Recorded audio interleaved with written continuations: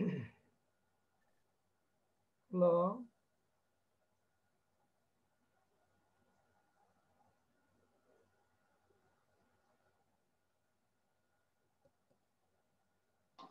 Sir আসসালামু আলাইকুম। ওয়ালাইকুম আসসালাম ওয়া রাহমাতুল্লাহ। তোমরা কেমন আছো? কেমন আছো তোমরা? আলহামদুলিল্লাহ ভালো। স্যার আপনি কেমন আছেন? আসসালামু আলাইকুম স্যার। তোমাদের কাছে কষ্ট দিতেছি, শুক্রবার ক্লাস করাইতেছি, ঠিক না? রাগ করো নাই তো মেয়েরা? তোমাদেরকে কষ্ট ফেলে দিছি? না স্যার।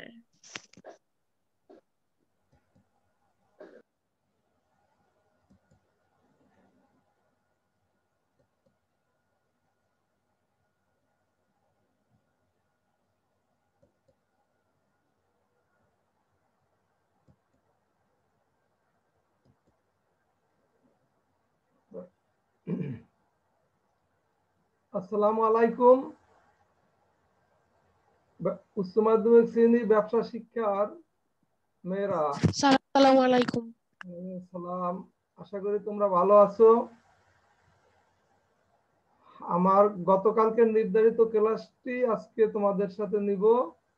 আমি ব্যবসা সংগঠন ও ব্যবস্থাপনা বিষয়ে ব্যবস্থাপনা অংশ দ্বিতীয় পত্রে ক্লাস করাতেছি তোমাদের সাথে।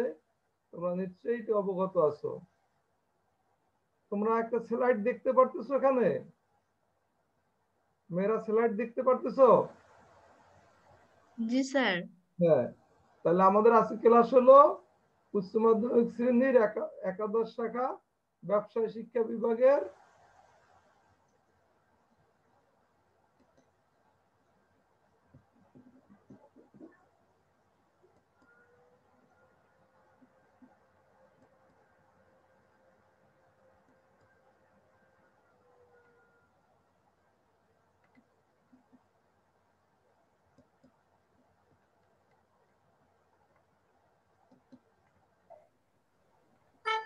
ব্যবসায় শিক্ষা বিভাগের মেয়েরা, আমরা, তোমরা নিশ্চয়ই অবগত আছো, আমরা ইতিপূর্বে ব্যবস্থাপনা বিষয়ের প্রথম অধ্যায় শেষ করে ফেলেছি এবং তার উপরে তোমাদের বিভিন্ন প্রশ্ন আমি তোমাদেরকে করেছি, তোমরা উত্তর দেওয়ার চেষ্টা করছো। যেহেতু আমরা অনলাইনে ক্লাস করি, আমরা সব বিষয় তো সরাসরি আর পারছি না, যতটুকু সম্ভব। আমি বিশ্বাস করি প্রথম অধ্যায় তোমাদের সব শেষ হয়ে গেছে এবং এও আমি আশা করি যে তোমরা সবাই এই প্রথম অধ্যায়ের প্রশ্নগুলো দেখেছো। তারপর আমি বলি, আমরা যেহেতু আজকে দ্বিতীয় অধ্যায় শুরু করব, দ্বিতীয় অধ্যায় হলো ব্যবস্থাপনার নীতি, প্রিন্সিপালস অফ ম্যানেজমেন্ট। এখন যদি প্রথম অধ্যায়ের এর পরও কার কোনো সমস্যা থাকে তাহলে আমার ফোন নাম্বারে তোমরা ফোন করে জেনে নিবে। আর আমার যে ইউটিউবে যে ক্লাসগুলো আছে প্রথম অধ্যায়ের উপরে সেগুলো তোমরা দেখবে, ইনশাল্লাহ বিশ্বাস করি তাহলে তোমাদের সব সমস্যার সমাধান হয়ে যাবে। আমার নাম তো তোমরা অবশ্যই জানো, শিক্ষক পরিস্থিতির সেলাই মোহাম্মদ হাফিজুর রহমান, বিভাগীয় প্রধান ব্যবস্থাপনা বিভাগ, ঢাকা উইমেন কলেজ, উত্তরা, ঢাকা। এরপর আসো ব্যবস্থাপনার নীতি বা আদর্শ, principles or standards of management. আমি এভাবে উপস্থাপন করার চেষ্টা করেছি যে আমরা ইতিপূর্বে যে ক্লাসগুলো করেছি সে ক্লাসে তোমরা জানতে পেরেছো যে নীতি হলো কার্য সম্পাদনের সাধারণ নির্দেশিকা। নীতি হলো কোনো কার্য সম্পাদনের সাধারণ নির্দেশিকা। নীতি দিকপালের ন্যায় ভূমিকা পালন করে একটি প্রতিষ্ঠান। আসসালামু আলাইকুম। ওয়ালাইকুম আসসালাম। একটি প্রতিষ্ঠানের ব্যবস্থাপনা কিভাবে চলবে নীতি তা ঠিক করে দেয়। নীতি প্রতিষ্ঠিত হলে প্রতিষ্ঠানের উৎপাদনশীলতা বেড়ে যায় এবং লাভের অংশ বৃদ্ধি পায়। একজন ব্যবস্থাপককে প্রতিষ্ঠানের লাভজনক অবস্থানে নিয়ে যেতে হলে কতগুলো নীতি অনুসরণ করতে হয়। মোট কথা, নীতি হলো কার্য সম্পাদনের নির্দেশিকা। নীতি দিকপালের ন্যায় ভূমিকা পালন করে। একটা প্রতিষ্ঠানের ব্যবস্থাপনা কিভাবে চলবে, ব্যবস্থাপনা এর উৎপাদনশীলতা কি হবে, এর লাভের দিকে কিভাবে যাওয়া যাবে, টোটাল কতগুলো নীতির উপর নির্ভর করে। মোট কথা, ব্যক্তির দ্বারা নয়, কতগুলো সুনির্দিষ্ট নীতির বা আদর্শ অনুসরণ করে ব্যবস্থাপককে চলতে হয়। এটাই নীতি হিসাবে আখ্যায়িত করা হয়। মেয়েরা বুঝতে পারছো আমার এই ধারণা যে নীতি সম্পর্কে তোমাদেরকে দিয়েছি? জি স্যার। বুঝতে পেরেছো? জি স্যার। তারপর আসো, যেমন বিশেষ করে কতগুলো নীতি, যেমন উদ্দেশ্যের নীতি। তার উদ্দেশ্যের নীতি কি? যে কোনো কাজ করতে হলে একটা উদ্দেশ্য নির্ধারণ করতে হয়। প্রতিষ্ঠানের মূল উদ্দেশ্যের সাথে মিল রেখে এর বিভাগ ও শাখা সমূহের উদ্দেশ্য নির্ধারণ করতে হয়। পরে উদ্দেশ্য অর্জনের জন্য যথাযথ নীতি তৈরি করতে হয়। অর্থাৎ উদ্দেশ্য ঠিক করে সেই উদ্দেশ্য কেন্দ্রিকই সব কাজ আবর্তিত হতে হবে। তারপর কর্তৃত্ব ও দায়িত্বের নীতি। কর্তৃত্ব ও দায়িত্বের নীতি। কোন ব্যবস্থাপককে কোন কাজ সম্পাদনের জন্য দায়িত্ব দেওয়া হলে তাকে অবশ্যই কর্তৃত্ব করার ক্ষমতা দিতে হবে। অর্থাৎ কর্তৃত্ব দায়িত্বের মধ্যে ভারসাম্য থাকতে হবে। একজন যদি কাউকে যদি তুমি কাজ করার দায়িত্ব দাও আর তাকে ক্ষমতা না দাও, সে কোনো অবস্থায় সেই কাজ সুষ্ঠুভাবে সম্পাদন করতে পারে না। তারপর আসো পরিকল্পনার নীতি। পরিকল্পনা ছাড়া একটা প্রতিষ্ঠানের উদ্দেশ্য অর্জন করা যায় না। এ কারণে পরিকল্পনাকে উদ্দেশ্য অর্জনের রূপরেখাও বলা হয়। পরিকল্পনা বাস্তবায়নের নীতির প্রয়োজন হয়। অর্থাৎ একটা কাজ কিভাবে করা হবে, কখন করা হবে, কতটুকু সময়ের মধ্যে করা হবে, কার দ্বারা করা হবে, কোন মাধ্যমে করা হবে, ইত্যাদি হলো পরিকল্পনা। এই পরিকল্পনা করার জন্য একটা নীতির প্রয়োজন হয়, যে এই নীতির ভিত্তিতে আমরা সেখান থেকে এগিয়ে যাব। তারপর আসো সমন্বয়ের নীতি। প্রতিষ্ঠানের বিভিন্ন বিভাগের মধ্যে সমন্বয় সাধনের বিষয়টা অতীব গুরুত্বপূর্ণ। সমন্বয়ের কারণে সম্পদের সদ্ব্যবহার হয় এবং সহজে উদ্দেশ্য ও লক্ষ্য অর্জন করা যায়।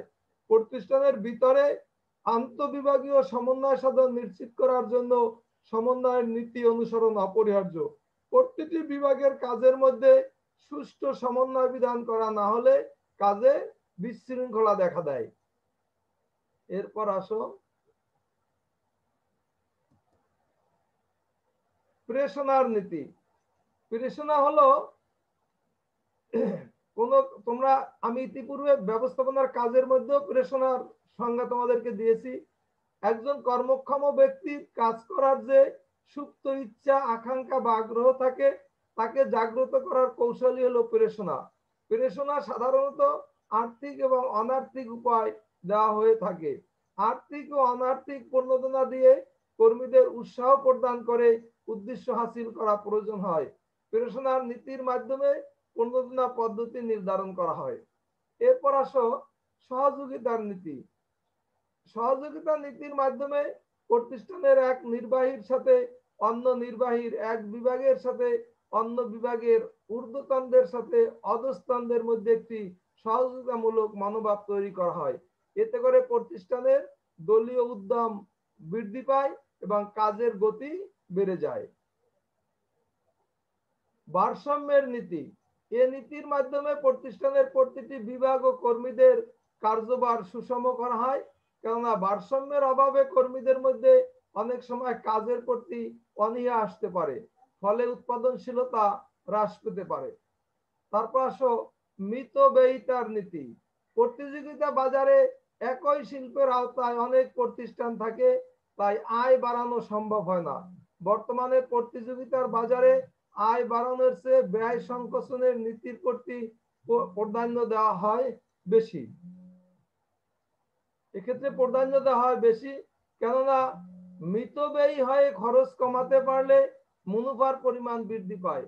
তাই প্রাতিষ্ঠানিক উদ্দেশ্য অর্জনের জন্য অবশ্যই মিতব্যয়িতার নীতি অনুসরণ করতে হবে। তারপর আসো নমনীয়তার নীতি।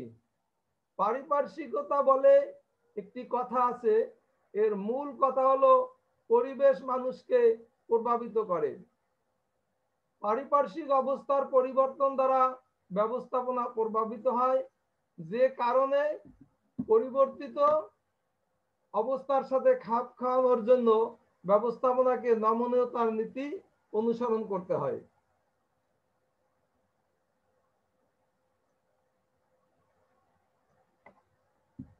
নমনীয়তার নীতি পারিপার্শ্বিক অবস্থার উপর ভিত্তি করে মানুষের অবস্থান করতে হয়, বসবাস করতে হয়। পরিবেশকে অস্বীকার করে কোনো মানুষ চলতে পারে না।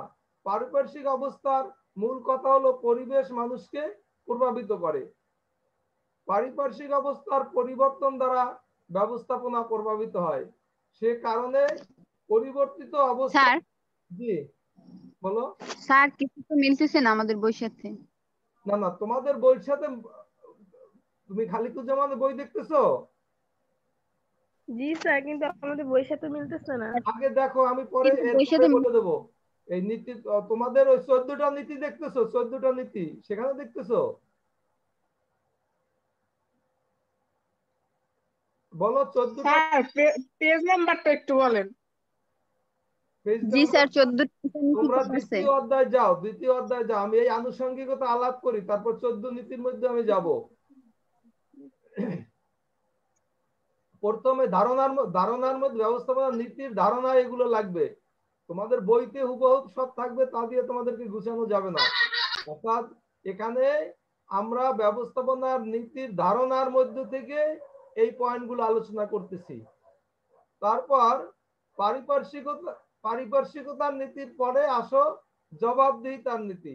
প্রতিষ্ঠানের কর্মীরা আন্তরিকতার সাথে কার্য সম্পাদন করছে কিনা তা নিশ্চিত করার জন্য জবাবদিহিতার নীতি অনুসরণ করতে হয়।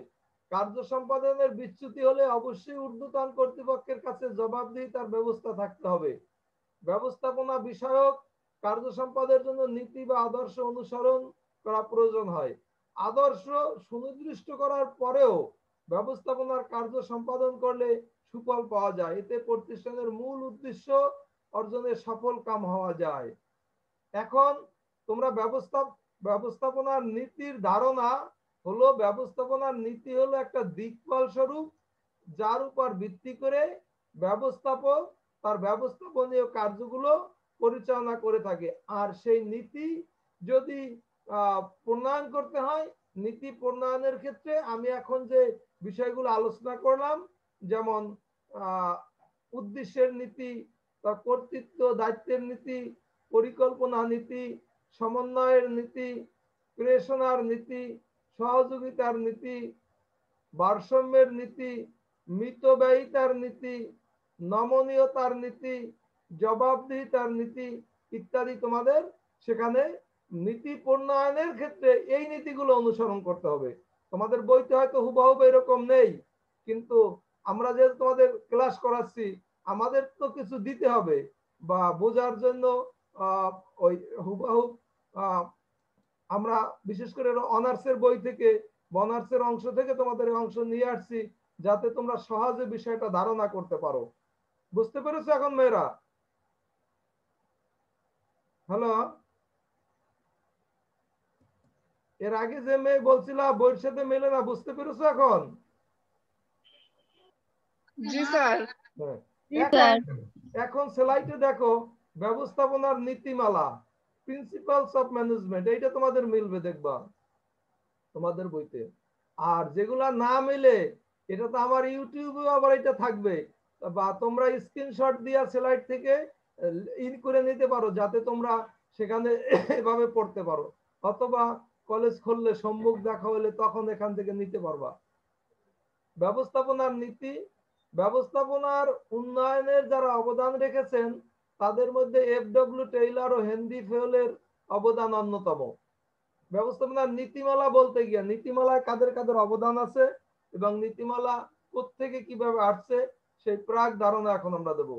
ব্যবস্থাপনার উন্নয়নে যারা অবদান রেখেছেন তাদের মধ্যে এফ.ডব্লিউ. টেইলর ও হেনরি ফেলের অবদান অন্যতম। টেইলর ইস্পাত কোম্পানিতে চাকরি করেছেন এবং তার ব্যবস্থাপনায় সাফল্য দেখে কোম্পানিতে তাকে নানা সময় পদোন্নতি দিয়েছে। পরে তিনি প্রধান ইঞ্জিনিয়ার হয়েছিলেন।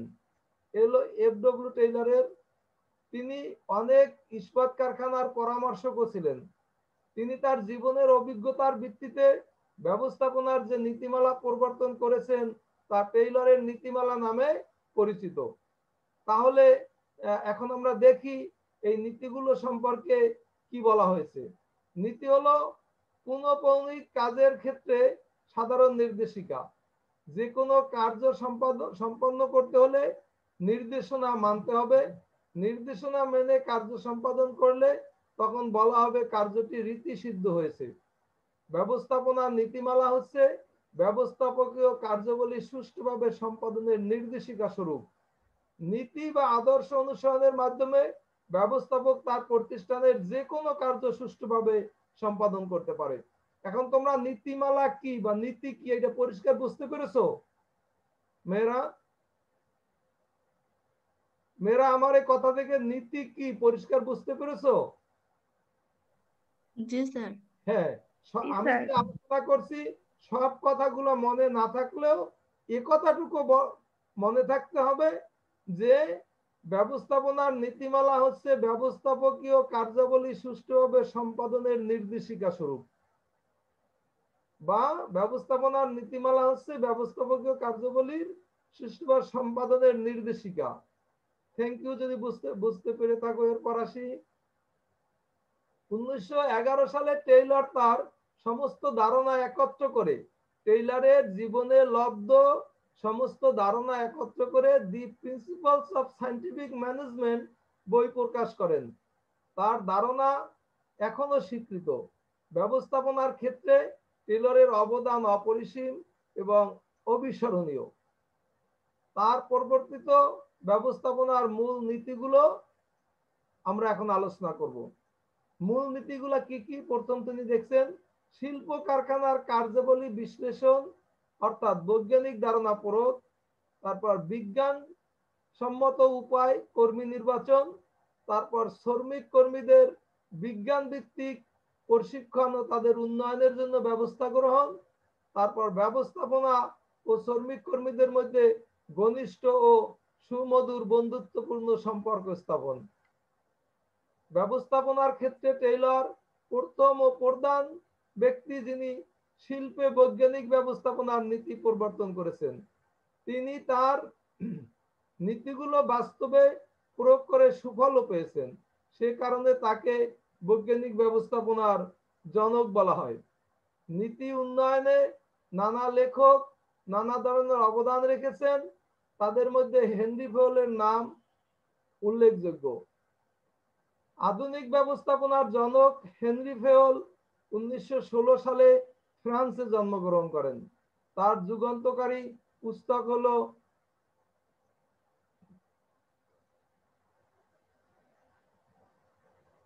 Industrial management.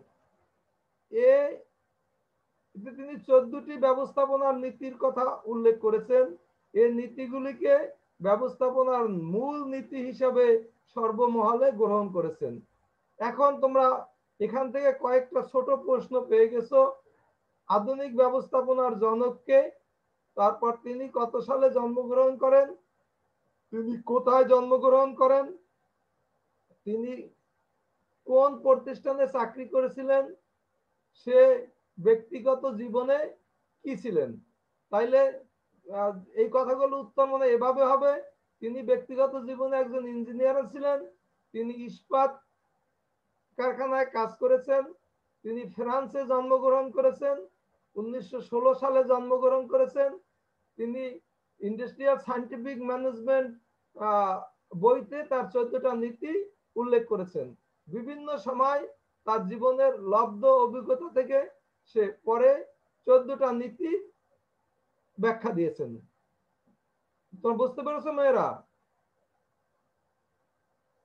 মেয়েরা আমার কথা বুঝতে পেরেছো?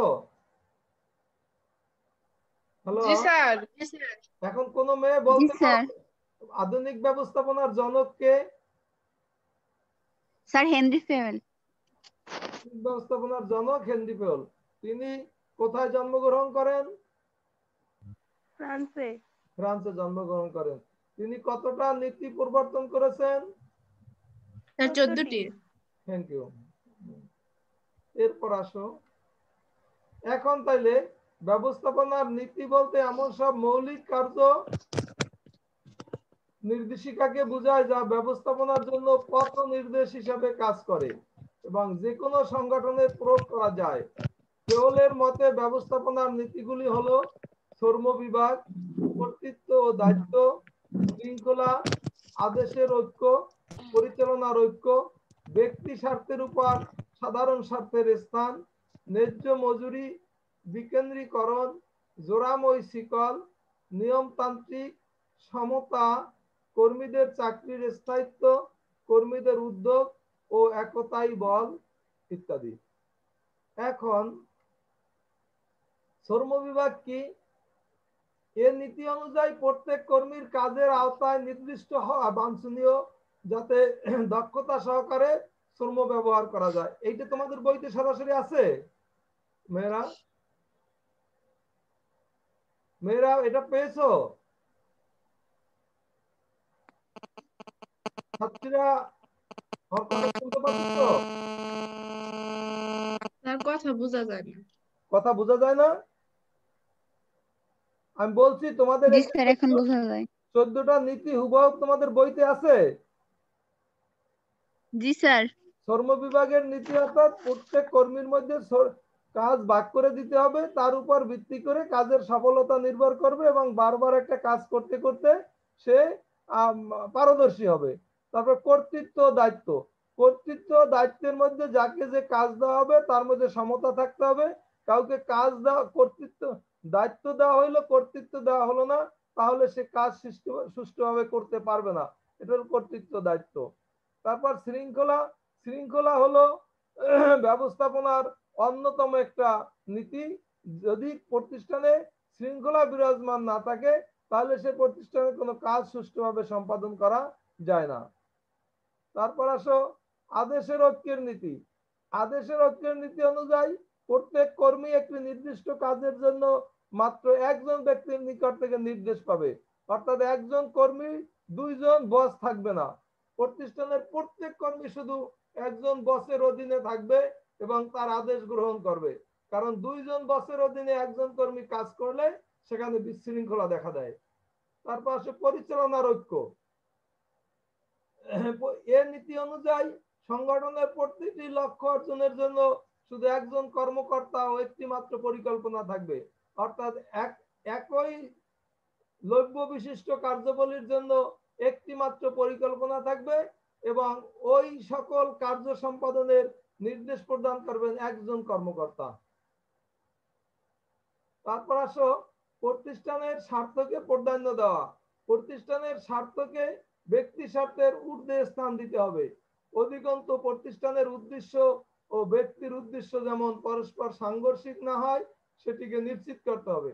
অর্থাৎ প্রতিষ্ঠানের সাধারণ স্বার্থ কর্মীদের ব্যক্তি স্বার্থের উপর স্থান পাবে, তবে উভয় প্রকার স্বার্থের মধ্যে সঙ্গতি থাকা অবশ্যই প্রয়োজন হবে। তারপর আসো ন্যায্য মজুরি। ন্যায্য বেতন এবং মজুরি কাঠামোর পরিবর্তন করে শ্রমিক কর্মীদের সর্বাধিক সন্তুষ্টি প্রদানের ব্যবস্থা করতে হবে। পারিশ্রমিক ন্যায্য হতে হবে এবং তা প্রদানের যুক্তিসঙ্গত পন্থা থাকতে হবে। কেন্দ্রীয়করণ, কর্তৃত্বের কেন্দ্রীকরণ ও বিকেন্দ্রীকরণের পরিমাণ প্রতিষ্ঠানের প্রয়োজনে বৈজ্ঞানিক পদ্ধতি নিরূপণ করা উচিত। ব্যবস্থাপকরা যা চূড়ান্ত কর্তৃত্ব নিজের হাতেই রাখবেন, কিন্তু সঠিকভাবে দায়িত্ব পালনের জন্য বা দায়িত্ব পালনের সুবিধার্থে ব্যবস্থাপকের কর্তৃত্বের কিছু অংশ কর্মীদের নিকট অর্পণ করবেন। অর্থাৎ কেন্দ্রীয়করণ নীতি হলো কর্তৃত্বের কেন্দ্রীকরণ ও বিকেন্দ্রীকরণের পরিমাণ নির্দিষ্ট প্রয়োজনে বৈজ্ঞানিক পদ্ধতি নিরূপণ করতে হবে। অর্থাৎ কোন কাজ সেন্ট্রালি নির্বাহীর হাতে থাকবে এবং কোন কাজ শাখা ভিত্তিক ব্যবস্থাপকদের হাতে দিয়ে লক্ষ্য পানে পুষতে হবে। তারপর আসো জোড়াময় শিকল। ফেওলের মতে প্রতিষ্ঠানের উপর সমস্ত স্তর থেকে সর্বোচ্চ স্তর থেকে সর্বনিম্ন স্তর পর্যন্ত কর্তৃত্বের প্রবাহ থাকবে। একটি শিকলের মতো কর্তৃত্বের প্রবাহ ও যোগাযোগের ঊর্ধ্বগতি বা নিম্নগতি নির্দেশিত হয়। জোড়াময় শিকল নীতি অনুসারে নিম্ন স্তরের কর্মীরা ধাপে ধাপে স্তর অতিক্রম করে উচ্চ স্তরে ব্যবস্থাপকদের সাথে যোগাযোগ করবে। স্তর এড়ানো যাবে না।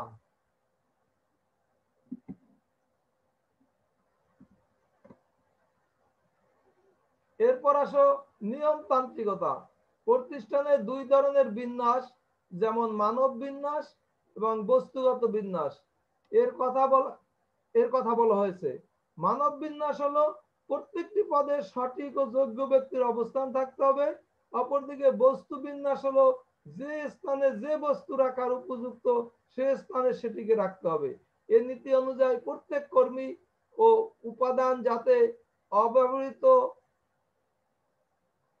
অব্যবহৃত না থাকে, অব্যাহতভাবে তাদের স্ব স্থানে থেকে যথাযথ কাজ করতে পারে তার ব্যবস্থা করতে হবে। তারপর সাম্য। এ নীতি অনুযায়ী ব্যবস্থাপক কর্মীদের সবাইকে সমানভাবে দেখবে, ন্যায়পরায়ণতা প্রদর্শন করবে, অর্থাৎ ব্যবস্থাপকগণ সব কর্মীর সাথে সমান আচরণ করবেন, বন্ধুসুলভ হবেন এবং পারিশ্রমিক ও সুযোগ সুবিধা প্রদানের বেলায় সমতা রক্ষা করবেন। এরূপ হলে কর্মীদের মধ্যে আনুগত্য, কর্তব্যনিষ্ঠা মনোভাব তৈরি করা যাবে। চাকরির স্থায়িত্ব। অকারণে কর্মীদের ঘন ঘন বদলি বা ছাঁটাই করা হলে ব্যবস্থাপনা অকার্যকর হয়ে পড়বে। নির্বাহী ও কার্যনির্বাহী চাকরিকালের নিরাপত্তা দিয়ে দক্ষতা বাড়ানো ব্যবস্থাপনার অন্যতম নীতি। কর্মীদের উদ্যোগ। কর্মীরা যাতে স্বাধীনভাবে পরিকল্পনা বাস্তবায়ন করতে পারে সে ব্যবস্থা করতে হবে। কর্মীদের উদ্যোগ উৎসাহিত করা ব্যবস্থাপকের কর্তব্য। নতুন কোনো পদ্ধতি উদ্ভাবন করার জন্য কর্মীদের মধ্যে উৎসাহ, অনুপ্রেরণা ও যথোপযুক্ত সুযোগ সৃষ্টি করতে হবে। এতে প্রতিষ্ঠানের প্রতি তাদের আগ্রহ বাড়ে এবং তারা কর্মনৈপুণ্য দেখাতে পারে। একতাই বল। যেখানে একতা সেখানেই শক্তি। ব্যবস্থাপককে অধীনস্থদের টিম ওয়ার্ক, একতা ও ভ্রাতৃত্ববোধে উদ্বুদ্ধ করতে হবে। টিম ওয়ার্কের উদ্যমতা প্রতিষ্ঠানের লক্ষ্য অর্জনের সহায়ক হয়। দলগত চেতনা সৃষ্টি করে কর্মীদের মধ্যে ঐক্যবদ্ধ জাগ্রত করতে হবে, তাহলে কাঙ্ক্ষিত লক্ষ্যে ব্যবস্থাপক বুঝতে পারবে। আমি যে নীতিগুলো নিয়ে আলোচনা করলাম এর প্রতি তোমাদের কার কোনো বক্তব্য আছে কিনা বা কোনো পয়েন্ট বুঝো না এমন আছে? মেয়েরা আমার আলোচনা বুঝো না এমন কেউ আছো? হ্যালো, জি স্যার, শুনতেছি। কোনো সমস্যা আছে এই আলোচনায়? না স্যার। এখন তোমরা কোনো প্রশ্ন করলে আমাকে করতে পারো। তোমাদের কোনো প্রশ্ন থাকলে আমাকে করতে পারো।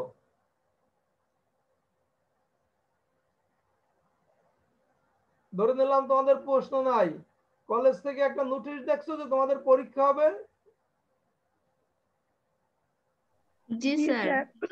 পরীক্ষাটা কিভাবে হবে জানো?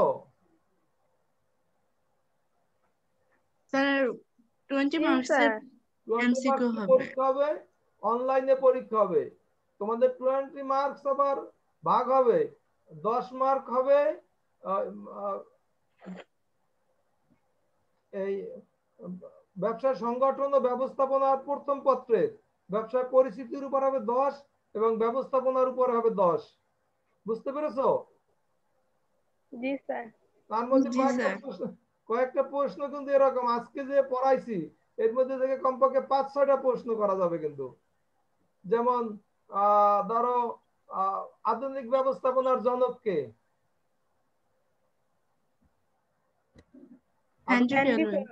আধুনিক ব্যবস্থাপনার জনক হেনরি ফেওল। ফেওল কি গ্রন্থ এটা বলছে? আপনি এক্সাম নেবেন?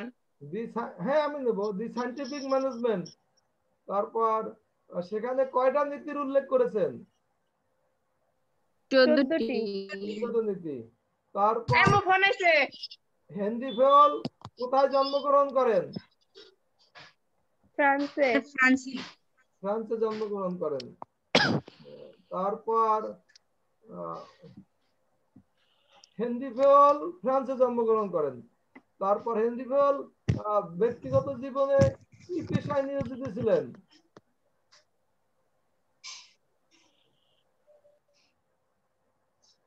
উনি ইস্পাত ফ্যাক্টরিতে ইঞ্জিনিয়ারিং দায়িত্বে চাকরি করতেন, ঠিক না? স্যার আপনিও শুধু এমসিকিউ পরীক্ষা নেবেন না? হ্যাঁ, আমি কেন, সবাই এমসিকিউ নেবে তোমাদের এটা, এই পরীক্ষাটা।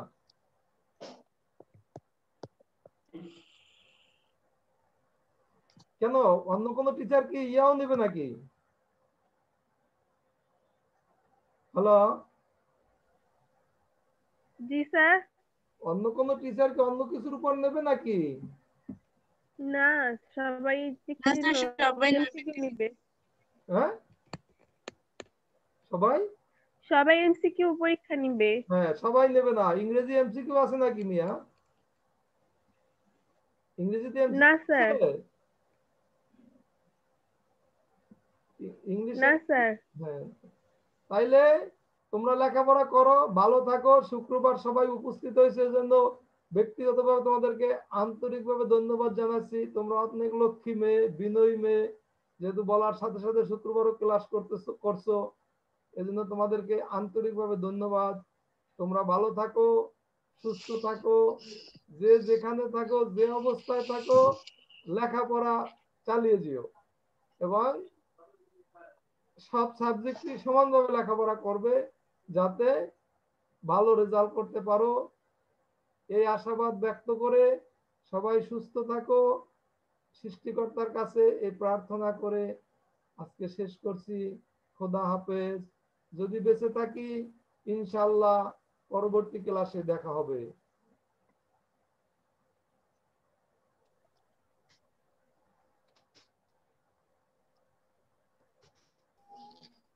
স্যার আসসালামু আলাইকুম।